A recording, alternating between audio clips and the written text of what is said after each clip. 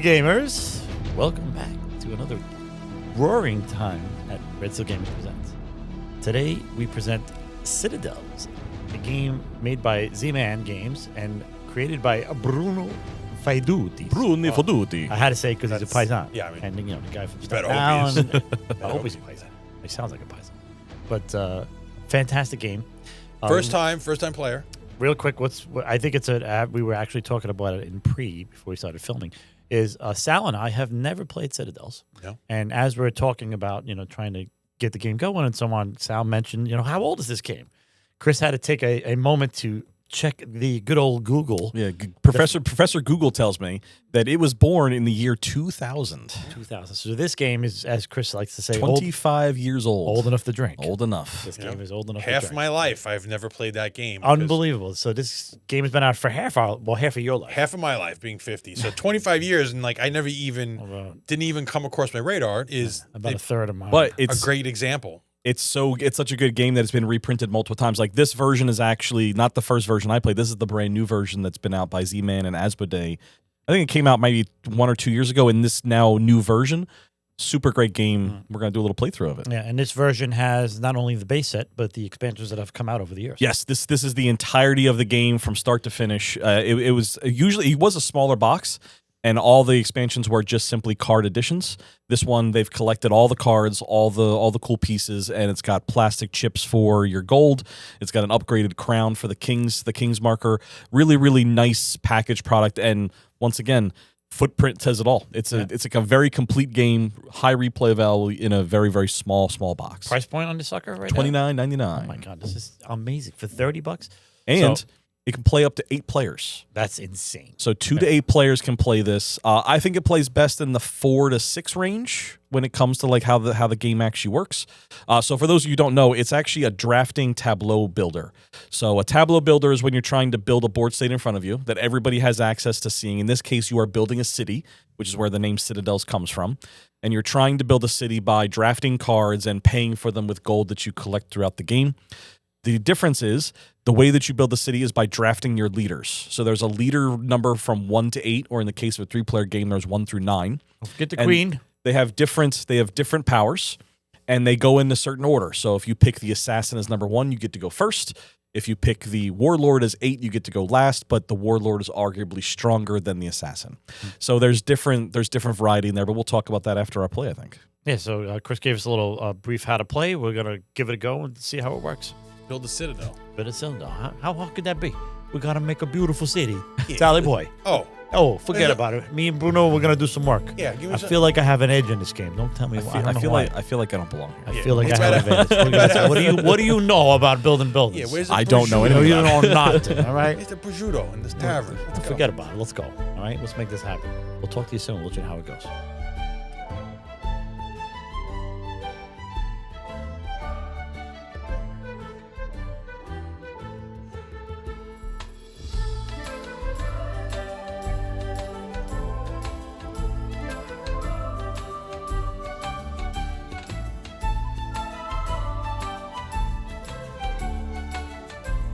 Welcome back, gamers.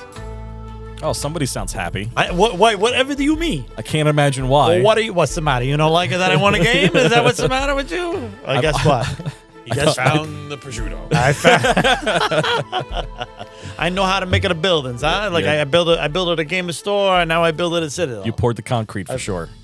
That was fun. It was fun. I like, dude, the drafting element had a little bit of a sports vibe in it for me. I was like, kind of Drafting your all-stars. Drafting my all-stars and choosing the characters and learning quickly the bonuses and penalties to picking some things. That assassin is which characters, nasty. Yeah. If you pick it at the right the time. merchant and the magician were very lucrative, and just. The characters we played with, you had the assassin who can basically shut off somebody's turn. So you pick a random person at the table that you think is going to, a random character, I should say.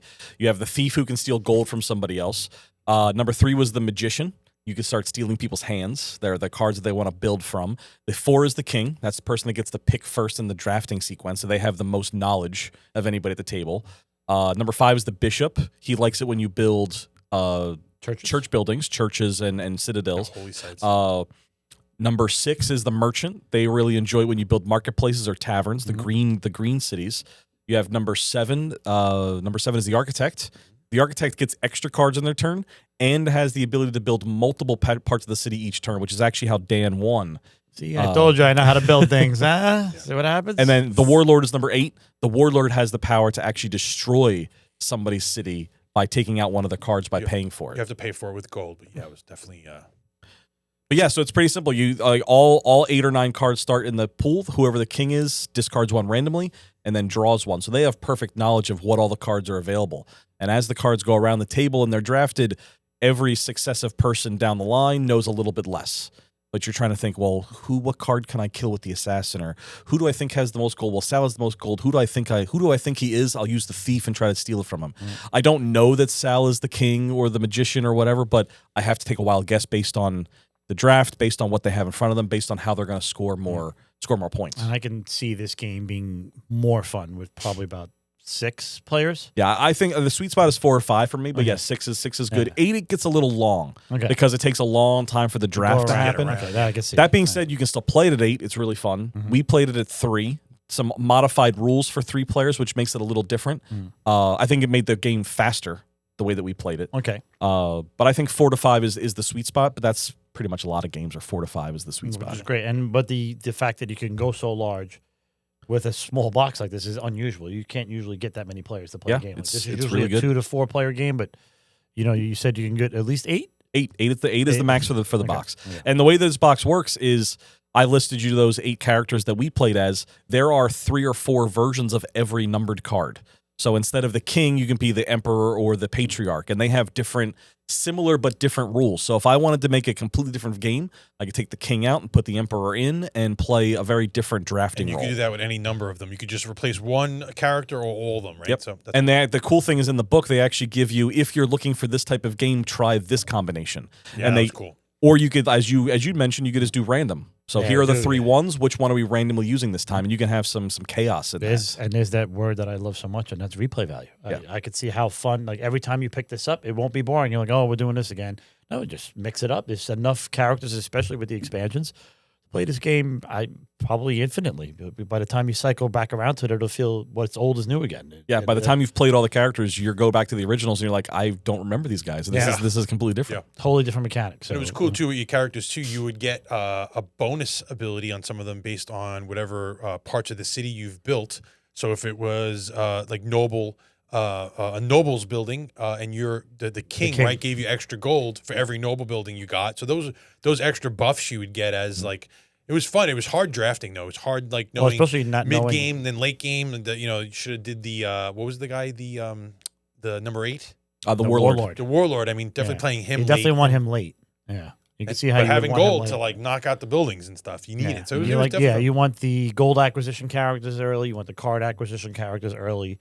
And then probably mid game, I don't know. I guess it would be tough. I guess it depends how many players you have to really make that decision. But end game, in the end, it was the architect that helped me win because I was able to build 2 buildings in one go when you can normally only build one. Yeah, and that's what got me over. Getting assassinated next time, that's for sure. Well, I had the gold already, and her base ability is, obviously every turn starts, you get the 2 gold or the 2 cards. I took the gold, and then because of her ability, I actually got 3 cards.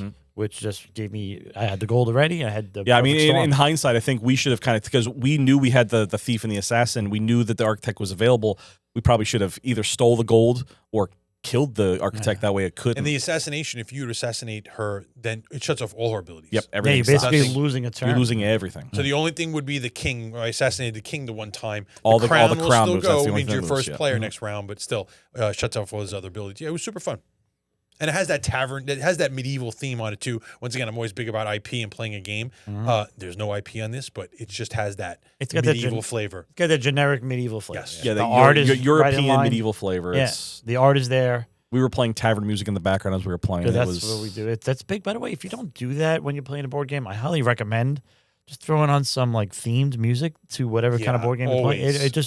It's always enhanced our experience. World of Warcraft tavern music's fantastic. We go through how many on the eight back expansions of World of Warcraft. That's so much music to play for different settings and stuff. And when we played Waterdeep, we actually stumbled across, it was tavern music that was like pop songs. Like imagine like Sabrina Carpenter's Espresso, but it was in like a tavern lute. The icing on the cake for that night was when Dragon Force came on. And I was like, "Are you kidding?" I'm like, "Wait a minute, is this Through the Fire and Flames and with tavern music?" And that's exactly what it was. Exactly what it was. Yeah. Yeah, The best of the Ren Fair. This reminded me too of like we've played like Splendor's a game where it has that setting feeling. You're in a period, and that may be a game we could play on stream. But it has that like I really enjoyed the medieval setting to this, and the artwork on every card too. Like not to bring, we didn't talk about some of the artwork on the other games. Like this artwork's fantastic too. So yeah, that little extra effort getting the artist to make fantastic art for the theme just makes it that much more enjoyable. Yeah, it's very like Renaissance era art to it. It's got a Tudor architecture look and like Renaissance like art. I just love playing a new game, which I don't get to do that often anymore. So as a guy that's been playing for a long time, it's always so great to just play a new game, whether not knowing anything about it, seeing it on. I've been ordering it for years. It goes on the shelf and it disappears, and I order it. It goes on the shelf. I never played it, so new game experience is always something that I'm just telling players that they need to do. it's funny. It's a new game for a 25-year-old game. It's a 25-year-old new game game. experience at 25 years old I game. just never got around to it. Yeah, that's cool. Right? There's so many games out there that it's like that, especially with the low end cost. Yeah. I get it. Like if it's Twilight Imperium and it's sitting on the shelf and it takes a whole weekend and it's you need 8 guys to play with it. A random person's not going to buy the $100 Star Wars Ascendancy box off the top shelf. That is, coffin sized box, and it's only Star Trek, and it's like a super crunchy 2, 3, 4 hour game. But this game, $29.99, you get almost unlimited replayability. It's got a nice generic theme that anybody can get behind. It's got a little bit of drafting for those people that are like card heads. It's got the building of the city, which is actually really easy to understand. Yep. What do you think the lesson was to teach the game? It was probably 10 minutes it took me to teach you the game. Yeah, even. And then you play a few rounds, you play a few turns, and you're like, oh, okay, here we go. And this is a game that, I mean, granted, we're veteran gamers, but even somebody new to this would be almost an entry level game too. It's not that difficult to pick up and just play. I will say, other than because we've talked about Waterdeep and those being kind of like really, really easy entry point games, I think the drafting mechanic is a little. It can start to show the variety. So, like, if I played this with some novice gamers, I would probably do better because I understand how drafting works. Yeah. Once they got the drafting, once they figured out the tricks to it, it would be fine. But I think, which is exactly what happened early on, I think a new game like this to brand new players might be a little tougher than, say, a Ticket to Ride or a Waterdeep. Yeah. But it is still very easily understood by a new gamer for sure. Yeah, without a doubt. I started the game because unfortunately the first person to start the game. A lot of these new games have some kind of weird reason to go first. No, this one's not a weird reason. It's who has the old. longest beard? Who's the oldest? Too often it's always who's the oldest, and everybody thinks I'm cheating. But whatever. I go first. I'm sorry. The game told me I can go first, so I'm going first. But that first pull, I have all those cards in my hand, and it was too much choice. Yeah, too many options. Too many options. I didn't know, so I just I went with what's on theme for me, which was grab the king. By the time we got to like round 5, a whole plethora of new options opened up because you started to understand how the game kind of worked, and it worked out for you because you won. Hey, because I didn't tell you that Bruno Faiduti, he's probably a cousin of mine. You just didn't know it. But it's a great example for a game for me, like walking past that Dan's board game shelf all those years and didn't just not picking it up. And it's a perfect example that there's so many games on that shelf that like might be your new best game that you don't even know what about. We got to start. We have to start within our own play group, right? We always learn. You adapt. You improvise. You adapt. Overcome. Right? Change is good. We probably got to start like the new game night. Like force it on us, like once a month. Oh, like once a month we have to play a new game we've never played. Game we've never played. Pull it off the shelf. Be like, all right, that looks cool. Why not? Let's take advantage of it. You know a guy that owns a store, right? Why not take advantage of it? And we got a place to play. So we got a place to play. And then it's something we could do in the store with some of the players too. Maybe one night we're just like, hey guys, it's grab a new game night. Just enjoy the experience of learning a new game together, which is always great. So cool. Anything else to add, gentlemen? No. I look forward to playing again because I don't want to lose to Dan. You There look we go. forward to playing again. That means you like losing. There we go. Is that what you're telling me? Okay, he likes losing. Okay, we know And Chris we're likes playing losing. Citadels immediately right now. Let's go. Thanks for joining us as always. Check out Citadels. You can always come and see us at Red Seal Gaming. Give it a go. If not, just find that at your local game store. Support local. I always say support local and try to grow your communities and enjoy the experience of board gaming, miniature gaming, card gaming. And on that note, never stop gaming. Have fun storming the castle. Oh, Have a good one. a little Princess Bride action. I A like little that. bit. Threw it in there. Oh, movie night's coming. Here it comes. Stay tuned. Movie review.